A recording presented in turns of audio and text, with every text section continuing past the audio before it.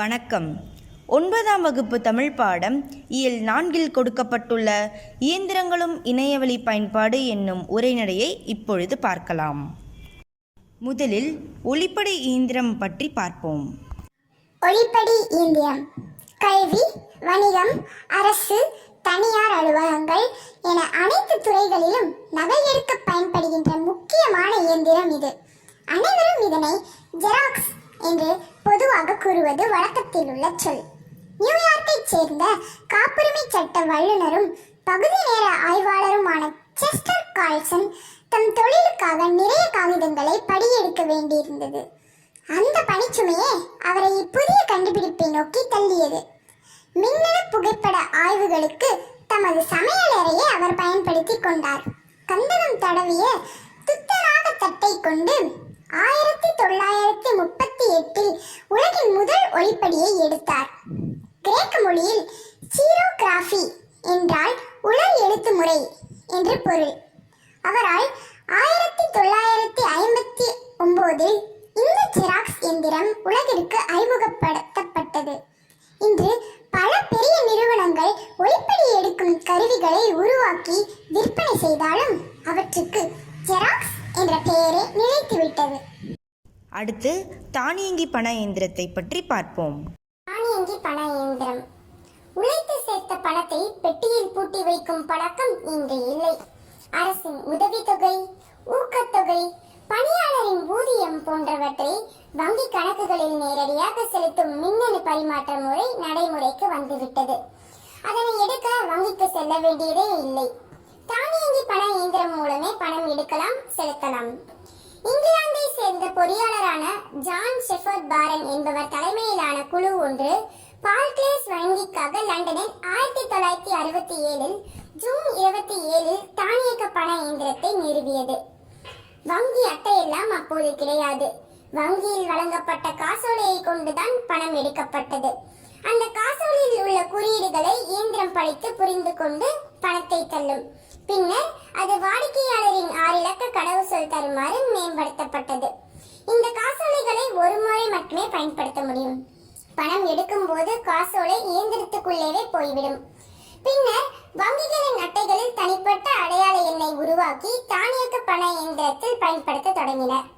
இன்று உலகெங்கும் பரவியுள்ள தானியங்கி இயந்திரம் பல வசதிகளுடன் விளங்குகிறது. வங்கி அட்டையே இல்லாமல் அலைபேசி எண் மற்றும் வங்கி கணக்கு எண் ஆகியவற்றை பயன்படுத்தி பணம் செலுத்தும் முறையும் வந்துவிட்டது.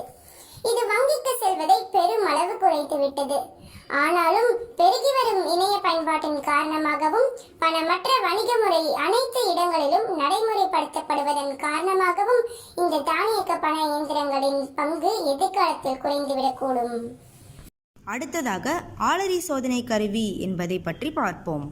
ஆளறி சோதனை கருவி மனிதனின் கைரேகை, முகம், விழித்திரை ஆகியவற்றில் ஒன்றையோ அனைத்தையுமோ அடையாளமாக பதிவு செய்யவும், பதிவு செய்த அடையாளம் மூலம் மறுபடி ஆளை அறியவும் பயன்படுகிறது. நடுவண் அரசின் ஆதார அடையாள அட்டையை பெறுவதற்கு நம்முடைய ஒளிப்பட்டத்தையும் விழித்திரையையும் இரு கைகளின் 10 விரல் ரேகைகளையும் பதிவு செய்கிறோம். அரசு நிறுவனங்களிலும் தனியார் நிறுவனங்களிலும் வருகை பதிவுக்காகவும் வெளியேறுகை பதிவுக்காகவும் இக்கருவி பயன்படுகிறது. இப்பொழுது அட்டை தேய்ப்பு இயந்திரம் என்ன என்பதை பற்றி பார்ப்போம். அட்டை தேய்ப்பு இயந்திரம் கையில் பணமே இல்லாமல் கடைக்கு சென்று பொருள் வாங்கவும் மற்ற வணிக பரிமாற்றங்களுக்கும் இந்த கருவி பயன்படுத்தப்படுகிறது. இது கட்டணம் செலுத்தும் கருவி என்றும் விற்பனை கருவி என்றும் அழைக்கப்படுகிறது. இந்த இயந்திரத்தில் வங்கி அட்டையின் காந்தப்பட்டை இருக்கும் பகுதியை தேய்க்கும் போது வாடிக்கையாளரின் விவரங்கள் இணைய தொடர்பின் மூலம் வங்கி கணினிக்கு செல்கிறது. கணினியால் அட்டை ஆராயப்பட்டு கடவுச்சொல்லை சரிபார்த்த பின் பண பரிமாற்றத்திற்கு வங்கி ஒப்புதல் அளிக்கிறது. தற்காலத்தில் பயன்படுத்தப்படும் அட்டைகளில் சில்லு என்று சொல்லப்படும் சில்லுகள் மூலம் வணிக பரிமாற்றங்கள் நடைபெறுகின்றன. கடைசியாக தொலைநகல் இயந்திரம் என்பதை பற்றி பார்ப்போம். தொலைநகல் இயந்திரம் தொலைநகல் இயந்திரம் கோப்புகளையும் ஒளிப்படங்களையும் உடனடியாக ஓரிடத்திலிருந்து மற்றொரு இடத்திற்கு அனுப்ப பயன்படுகிறது. 1846 ஸ்காட்லாந்து கண்டுபிடிப்பாளர் அலெக்சாண்டர் பெயின் என்பார் குறியீடுகளை மின்னாற்றல் உதவியுடன் அச்சிடுவதில் வெற்றி கண்டு அதற்குரிய காப்புரிமையை பெற்றார். இத்தாலி நாட்டு இயற்பியல் அறிஞர் ஜியோவானி காசில்லி பான் டெலிகிராஃப் என்ற தொலைநகல் கருவியை உருவாக்கினார். அவருடைய கண்டுபிடிப்பை கொண்டு 1865 பாரிஸ் நகரத்திலிருந்து லியான் நகரத்திற்கு தொலைநகல் சேவை தொடங்கப்பட்டது. தொலைபேசியை கண்டுபிடிப்பதற்கு 11 ஆண்டுகளுக்கு முன்பே இந்நிகழ்வு நடந்தது. பின்னர் அறிவியல் அறிஞர் பலரின் முயற்சியால் இந்த இயந்திரம் மேம்படுத்தப்பட்டது. 1985 அமெரிக்காவின் ஹாங் மாக்னஸ்கி என்பவர் கணினி மூலம் தொலைநகல் எடுக்கும் தொழில்நுட்பத்தை கண்டுபிடித்தார். அந்த இயந்திரத்திற்கு காமா ஃபேக்ஸ் என்று பெயரிட்டு விற்பனைக்கு கொண்டு வந்தார்.